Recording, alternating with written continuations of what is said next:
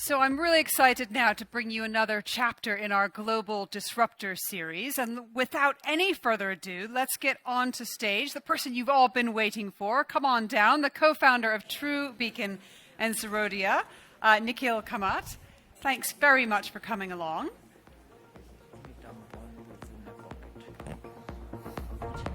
Huh? Nee, bas ho gaya. How are you? Good, how are you? Nice to see you. Have a seat. Thank you. Happy International Women's Day. To you. So I want to get straight into it. Let's go back to your origin story, first of all. You started trading equities at the age of 17, and you were looking specifically at emerging derivatives and commodities. First of all, what drew you to that? Why did you want to trade stocks? Well, for the lack of a better word, to earn a wage, you have to do something. And I had people, both in my family and outside, who had some kind of exposure to equity trading. Mm-hmm. And I think, you pick up from them, and then you learn from trying, failing sometimes, and sometimes things work out. And it was very organic in that way. What was a notable failure? Well, I think there have been more notable failures, both professionally and personally, than there have been successes. But I think losing money is never fun. Mm. As a trader, whenever you have a bad day, even today, if I've had a bad day, it will affect me at some level. So there have been plenty of those. But you've obviously had a few good days as well, right? Yeah. Can you tell me a story or an example about when you learned about diversification? Because that's one of the things that within equities, or within the markets in general, once you've learned that lesson, you never forget it. Yeah, I think we're getting a lesson in diversification today. With all the geopolitical nonsense that is going on in the world today, gold is suddenly doing well. Gold was an asset class which has been so uncool for so long that people didn't really have it in their portfolio. At least the millennials and the people in their 20s, they have very little exposure to that asset class. The volatility of the last quarter is teaching us why we need to diversify all over again. And that old saying, don't put all your eggs in one basket, that has always held true. I think it will continue to hold true. Especially in the equity market, I never advise people to have maybe more than 20-30% of your total net worth in one asset class, even if it were to be equities. We've definitely learned that in the last 6 months especially. So tell me, what was the environment like when you started trading in 2006, and specifically in India? What was that like? Well, much easier than it is now. I think the competition is a lot harder today. Back then were the early days of the derivative markets in India. So India truly opened up in the 90s. We were fairly nationalized up until that point. And ever since then, ever since derivatives got introduced, at the very beginning, like in any market, there are many arbitrage possibilities. You can buy in one market, you can short sell in another market. With time and technology, a lot of them have gone away. But as a trader starting off, I would say the odds are stacked against you today a lot more than they were back then, just because of how underpenetrated the industry was.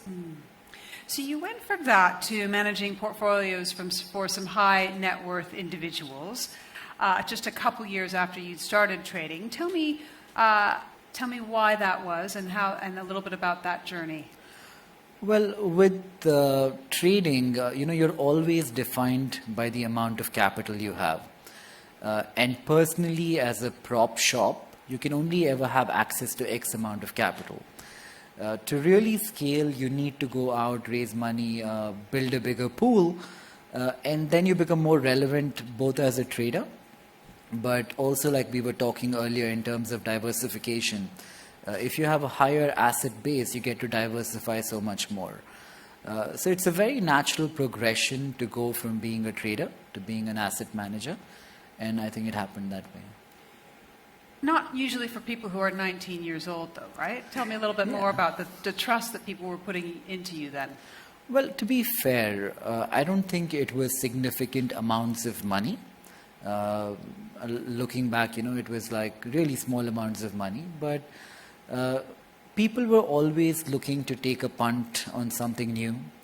And trading very much works on track record, much less on reputation. So if you have a track record and you've made money, you will often find people who will give you their money to manage. So now you've got over 4 million users. Zerodha is the country's largest retail brokerage platform, facilitating orders of $10 billion a day, accounting for about 18% of the daily equity volume in India. An incredible achievement. But let's pause here and think about this idea of financial inclusion. And if we look over the history of the stock markets, if you have been able to participate in the stock markets, then you have benefited, as long as you've diversified, right? But if you don't have access to those markets, then you haven't.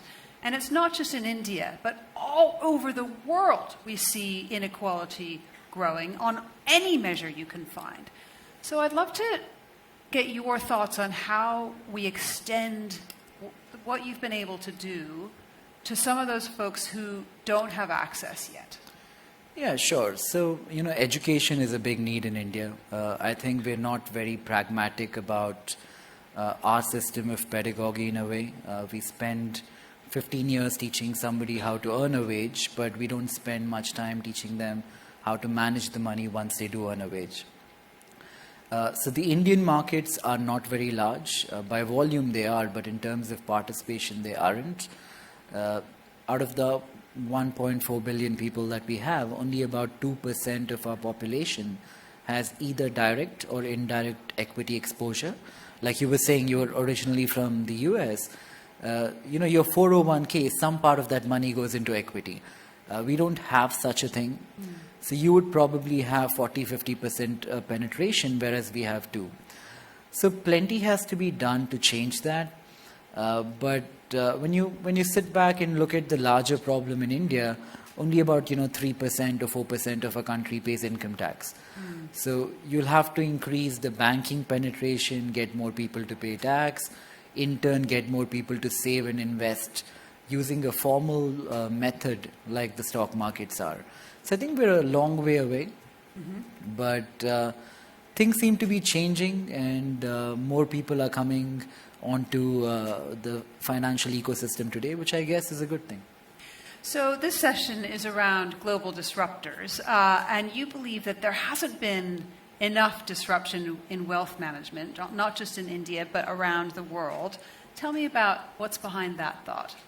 Well, we started an asset management company recently, so I have to say that. But I think the industry is quite fee-heavy. There are lots of inefficiencies in terms of the number of middlemen there are. And I think there is room for somebody to disrupt that. So tell me how you're doing it. By being a lot cheaper than anybody else. And what fees are you taking away? So we don't charge you anything if you do not make money, which is already unlike everyone else out there. And if you were to turn a profit, if you invest $100 and make 110 out of it, we take 1 out of the $10 as a fee.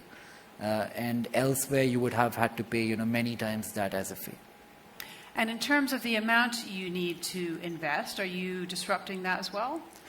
Well, I like how this is becoming a marketing pitch for our asset management company. Don't worry, we'll move on. Yeah, but on average, our ticket sizes are around $2 million. Yeah. Okay. Tell me about the significance of the Gujarati International Tech City, the GIFT City. Tell me what you're doing there and why it's important. Well, GIFT is relevant because it has better taxation than being onshore in India. So the Indian markets, right, out of 100 rupees of turnover that happens, about 85 or 90 of that happens on a leveraged instrument called derivatives. And if you were to trade derivatives through GIFT, you pay 0 tax. Otherwise, you pay 42% tax, depending on what slab you fall under. So for reasons around taxation and the fact that compliance is a lot simpler at GIFT, I think GIFT is relevant. It also kind of eliminates the need for feeder countries. Up until now, we had, countries like Mauritius, Singapore, the Cayman Islands, where people went in there. Say you as an American or a Brit would go into Mauritius and then come into India. But with GIFT, you get to avoid that hop and you save the cost associated with that hop. And so it's a special economic zone. Yeah. And there's no taxation on derivatives and futures. And it is aiming to open India as a global destination. And for investments, are you seeing that already? Yeah, I mean, to be fair, we did not see too much traction in GIFT initially. But over the last year, things are really picking up, and I see a lot more traction around GIFT. I think the government is doing a good job in promoting it, and the fact that the regulator is also sitting inside of GIFT makes a big difference. So we spoke a little bit about how you get more financial inclusion. You've touched on that, but you've started an educational platform called Varsity together with your brother. Tell us about what that aims to do. A lot of financial education available online freely is often riddled with jargon which is unnecessary. So Varsity is an attempt to simplify what is already available, but is said in a very complicated manner. So me or my brother have nothing to do with it. We have a guy called Karthik who wrote the entire thing on his own. He's an incredible author, and he has kind of like compiled this knowledge over many years, and he runs Varsity. And the fact that it is free and it explains most financial concepts relevant to India, I think it's useful to a lot of people. Tell us about how you're looking to help others. When you invest in startups, what are you looking for? What do you find that gets you going when you're looking to invest? Well, whenever you start something new, it is exciting. To be part of somebody else's journey is vicariously interesting in a way. So every startup that we're very, very much the level 1 or angel investors. So we get these companies where they're in between 0 to 1. So to be part of a team which is excited, evolving rapidly and doing interesting things is something to look forward to in life. It keeps you, it gives you a reason to kind of like wake up and do the same thing again. Do you solely look within fintech, or do you look within other areas as well? Well, we look everywhere, but typically we tend to end up doing stuff in fintech because we understand that a little better than the other industries. So I would say like 80% fintech and the rest outside of that. What about your attitude towards philanthropy? Because it's a different way to give people a starting hand. Do you have a different hat on when you look at where you give your money away to? Not particularly. I think you rely upon smarter people and people with more information in the philanthropic world to kind of determine where money should go. Like we have Amitabh here, the guy in the first table there. I think he's running an incredible charity called Young India Philanthropy Pledge. So it encourages young people to give away or commit to give away about 25% of their net worth. And I think one of the great things about the charity, I don't know if he broached it, is the fact that YIP never actually accepts money. It's just a group of people who come together, decide where they should give money, and YIP is more the place where you ideate and figure out where the money should go. So I think they're doing an incredible job, and anybody here who wants to kind of participate should definitely check it out. Okay. Yeah. And is that what you're doing? You're giving away 25%? Yeah. Great. So a couple minutes left. Why don't we have a look at the markets? Because as you mentioned, it's not been an easy time for investors, but I saw on the news that you were saying not to buy the dip just yet. Tell me more about that. Yeah, so notwithstanding the correction we have seen already, markets are still very expensive.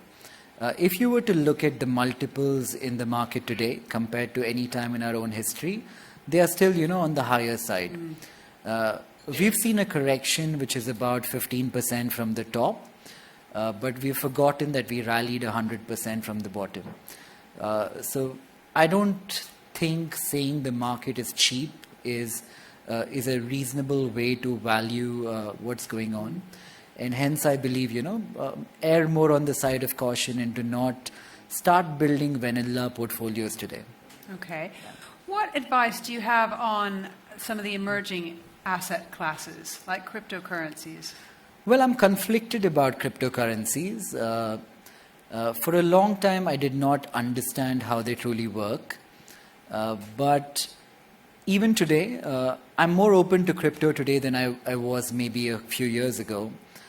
I don't think crypto is based on, say, proof of work or proof of stake will work like the prevalent ones today.